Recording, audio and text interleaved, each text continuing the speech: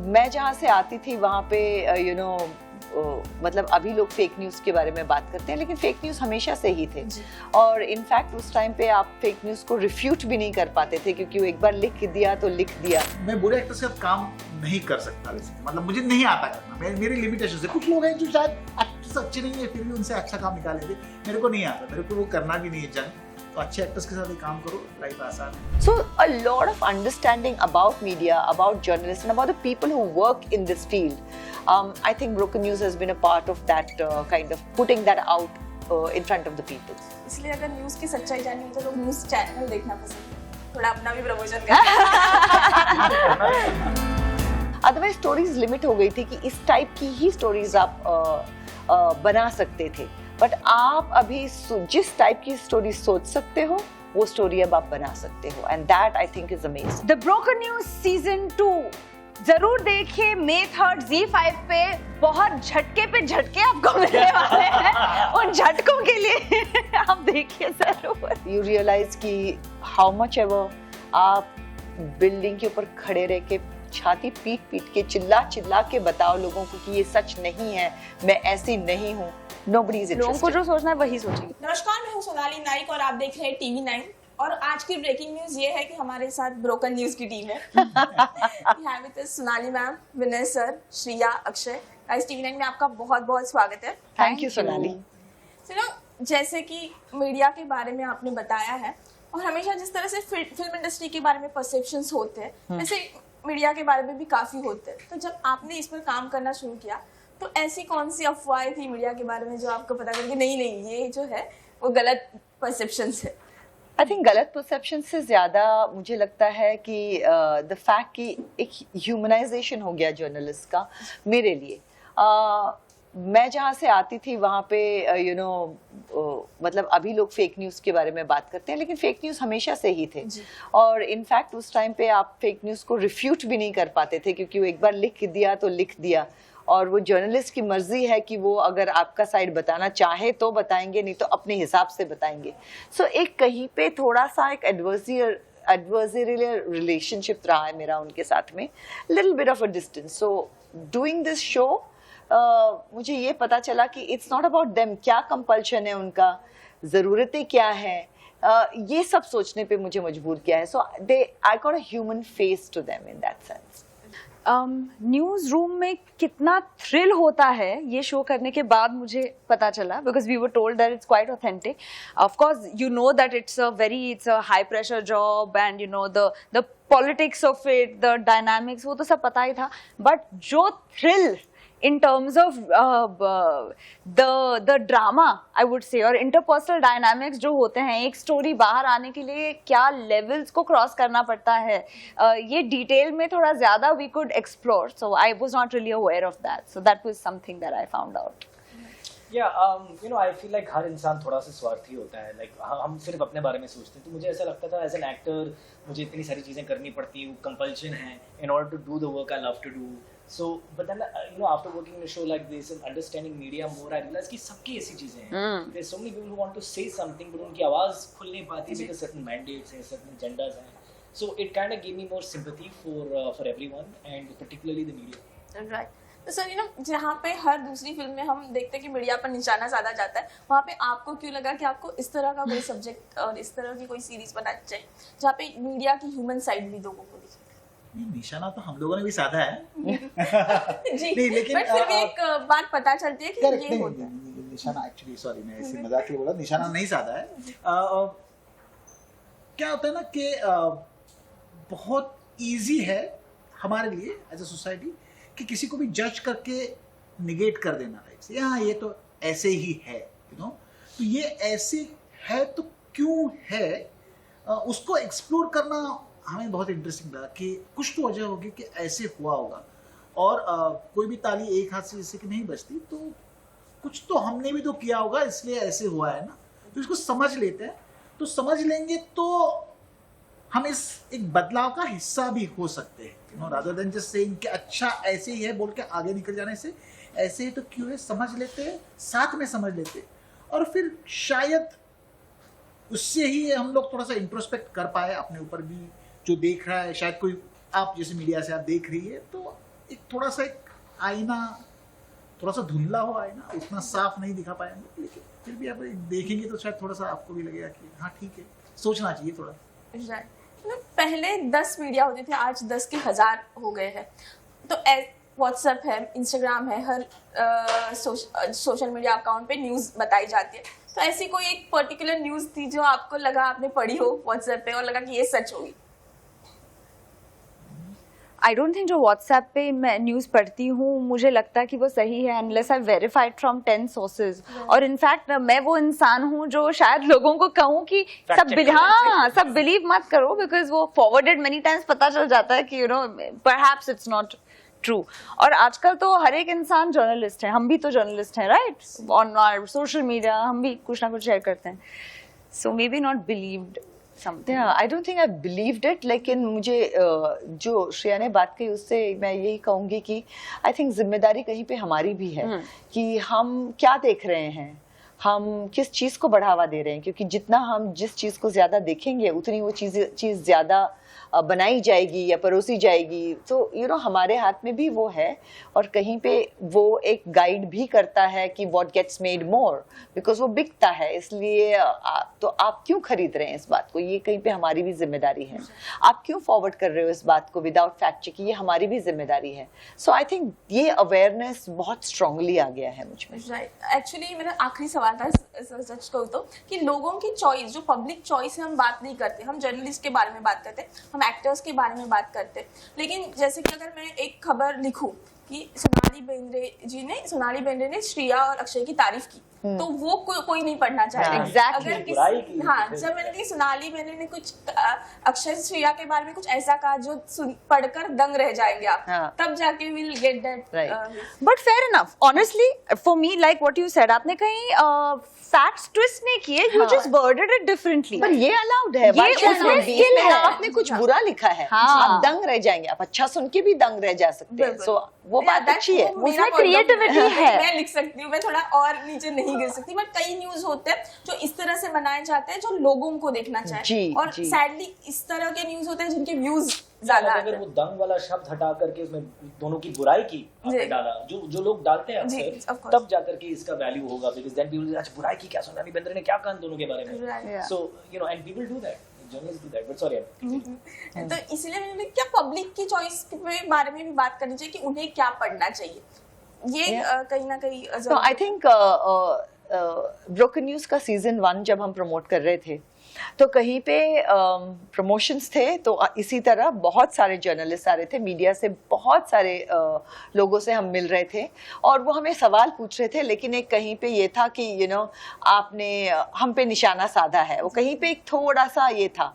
और वो सीजन 1 जैसे उन्होंने देखा, एंड ट्रेलर भी ज्यादा आना शुरू हुआ, कुछ जर्नलिस्ट ने एक आध एपिसोड देखे, वो जो पासवर्ड प्रोटेक्टेड क्रिटिक्स को दिए जाते हैं, और फिर एक लिटरली हम शिफ्ट हुआ है, वो एटीट्यूड जो शिफ्ट हुआ है, उसके बाद से जब वो आए, देवर स्ट्रेट वही बात कर रहे थे कि किसी ने हमको समझा ही नहीं है, आपने सही बात दिखाई है, यही होता है हमारे न्यूज रूम्स में, और ये हम कैसे समझाएं। कई बार उन्होंने ये भी कहा है कि हम घर वालों को हम क्या बताएं कि क्या होता है। इस बार हम कह सकते हैं कि ये सीरीज देखो, आपको पता चलेगा हम पे कितना प्रेशर होता है। सो सडनली एक डेफिनेट एक ह्यूज शिफ्ट हुआ उनके एटीट्यूड में हमारी तरफ, और मुझे लगता है इसी तरह से बहुत लोगों से जो फीडबैक मिला है, कई लोगों ने हमको ये कहा है सीजन 1 देखने के बाद कि यार इतना प्रेशर होता है, यार ऐसे होता है, कभी सोचा ही नहीं था।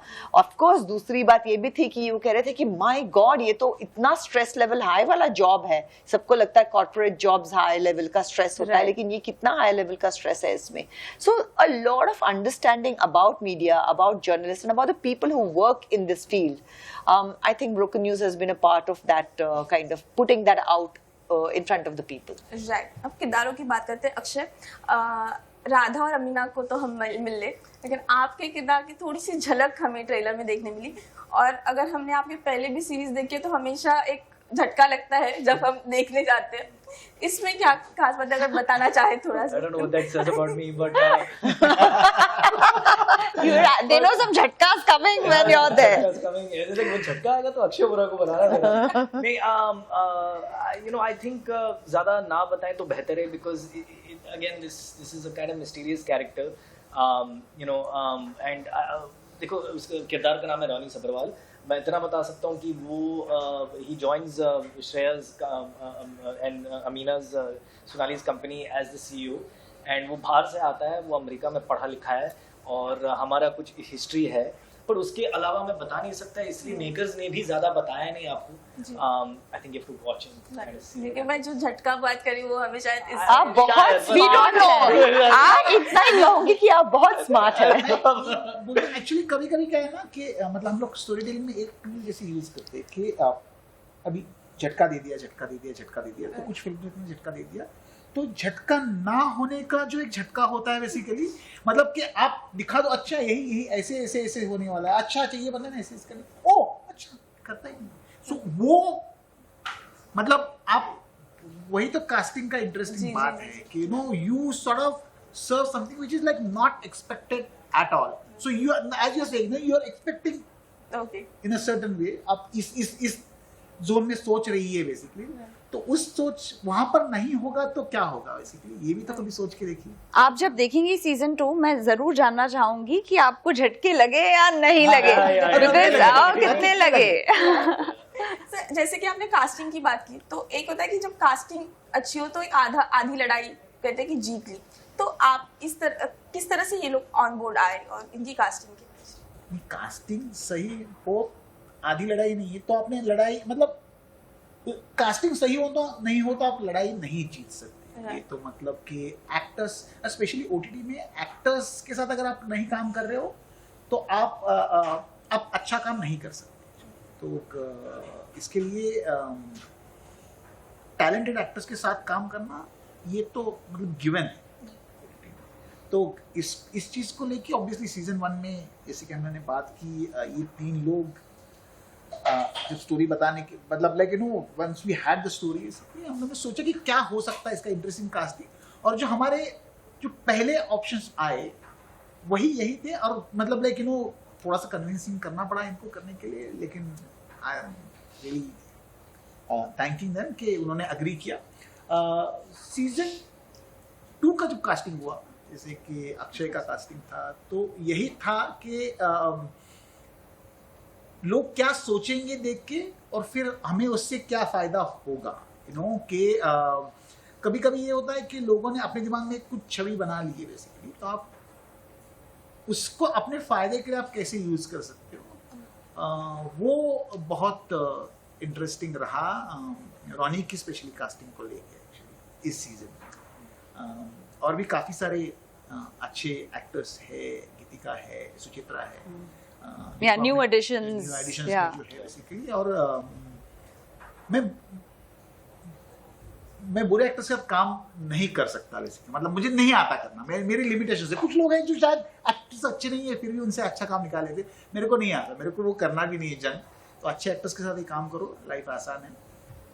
एक ब्रेकिंग न्यूज आपने मुझे दे दी, मैं बुरे एक्टर्स के साथ काम नहीं बन गया हेडलाइन बन गया. ये बन गया देखो. Actually, sorry to cut you short, I just realized that the sign of a good script or a good project is when the story is above all the actors, above the individual people, and I think OTT gave that scope where no one is above the other. हमारे मतलब ये जो जूही का character, कमाल का character भी है जो हमारे ऑफिस में काम करते हैं, they are equally extremely important graphs, and it's always so nice when everybody realizes how important they are to a story, और फिर वो कहानी सबसे ऊपर है. You know what you're saying, अगर फिल्मों में भी लागू हो ना तो फिल्में भी और बेहतर. Of course, like 12th Fail, I felt उसमें वो हुआ, कहानी was above each character. और उन्होंने जो कहा कितना सच है. आप देखिए कोई भी ओटीटी का कोई भी लास्ट 5-6 साल का कोई भी शो उठा के देखिए, अगर किसी भी एक्टर ने कैरेक्टर को और पार करने का कोशिश किया है बिकॉज ऑफ फैन फॉलोइंग और like certain image all that, वो नहीं चलता, पकड़ा जाता है इमीडिएटली. अरे ये क्या कर रहे हैं यार, ये नहीं, ये हमें नहीं चाहिए. वो तो हमें चाहिए जो रियल लगे, रियल हो. सोनाली मैम, आपने किस तरह से कंटेंट बदलते हुए देखा, बिकॉज आप भी इतने साल से काम कर रहे हैं, आपने फिल्में की है, आपने मसाला फिल्में की है, आपने जो अमीना जैसा इतना दमदार किरदार किया है, आपने टीवी भी किया है, जज भी किया, तो कंटेंट जो है जो हमें मिल रहा था वो ओटीटी आने के बाद कितना बदल गया? कंटेंट बदला एक्चुअली मल्टीप्लेक्सेस आने के बाद, एंड उससे पहले सिंगल स्क्रीन में एक बहुत लिमिटेशन हुआ करता था, बिकॉज आपको सिंगल स्क्रीन भरना था, आपको बहुत सारी ऑल टाइप्स ऑफ ऑडियंस चाहिए थी, and which meant you had to cater to families, you had to cater to everybody, सबके लिए कुछ ना कुछ, तो वो एक थाली परोसना जरूरी था. मल्टीप्लेक्सेस जहाँ से आए वहाँ से एक थोड़ा नीश ऑडियंस भी, एक छोटे थिएटर में you could tell different stories, और फिर टेलीविजन में भी आपने देखा, और कहीं पे फिर वो एक अलग ही जोन भी चला गया, and then OTT came. What I can say now is that OTT has given the option for many more voices to be heard. So there are many more types of stories that can be told.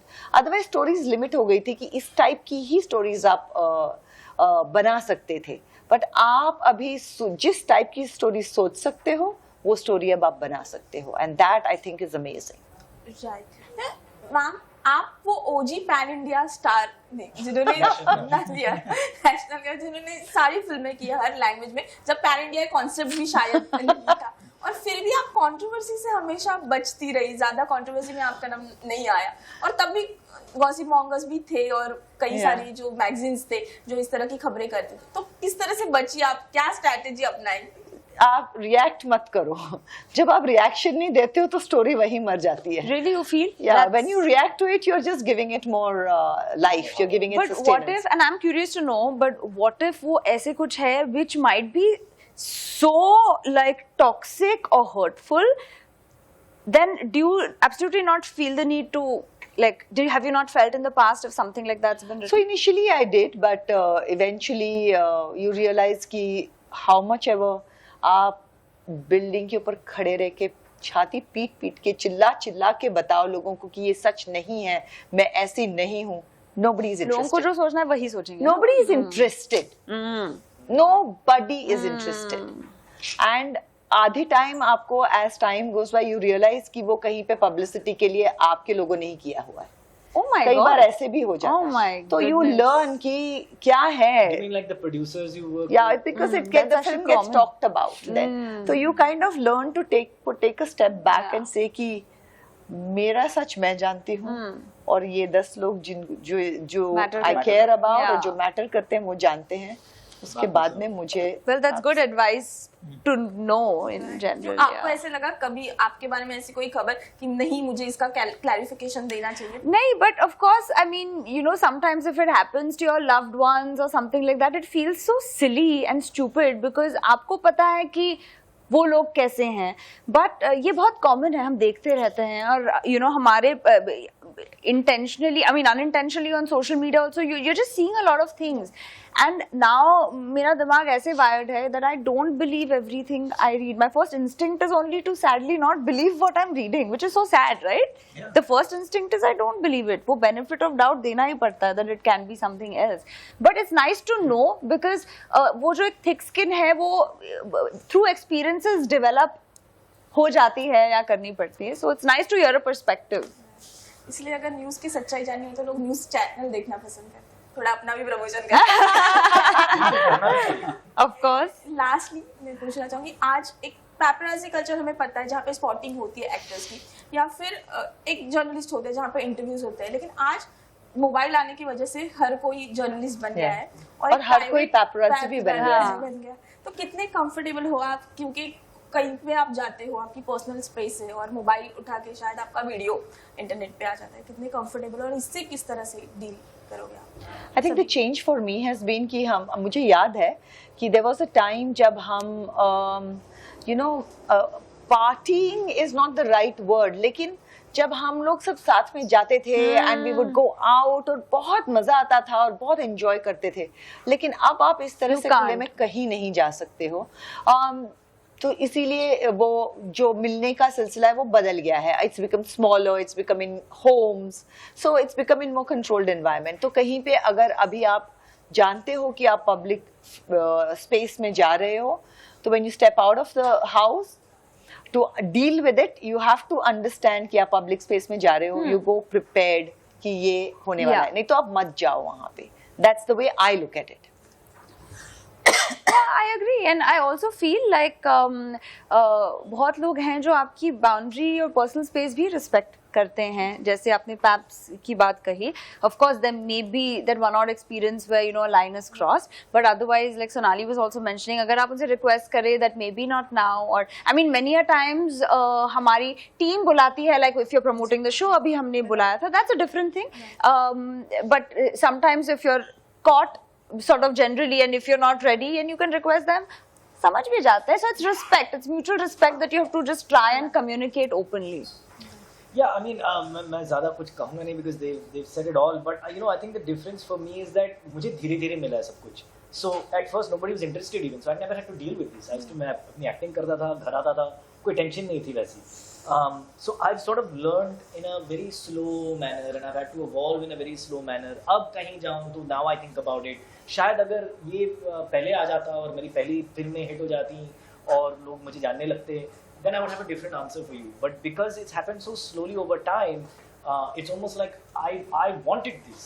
You know, I created this.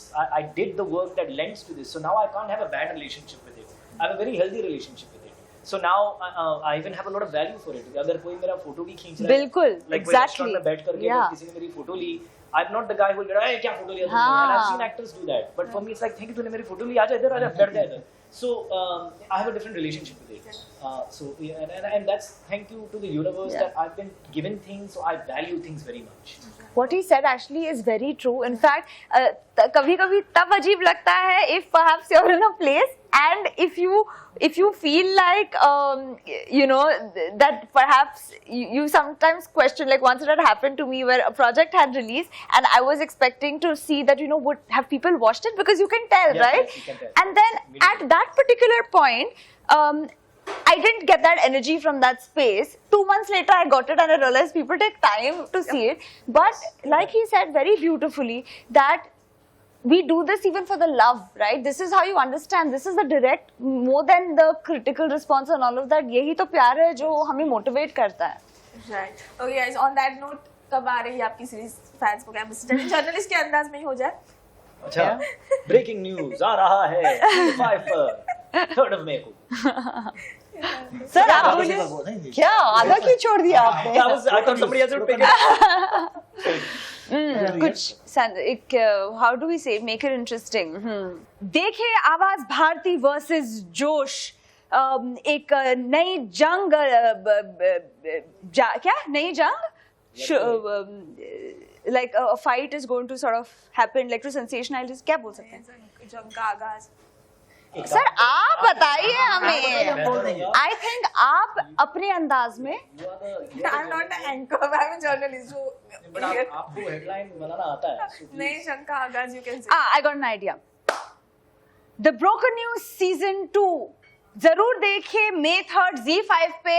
बहुत झटके पे झटके आपको मिलने वाले हैं. उन झटकों के लिए आप देखिए जरूर. 3rd May. Yeah. Thank you so much. Thank you. Thank you.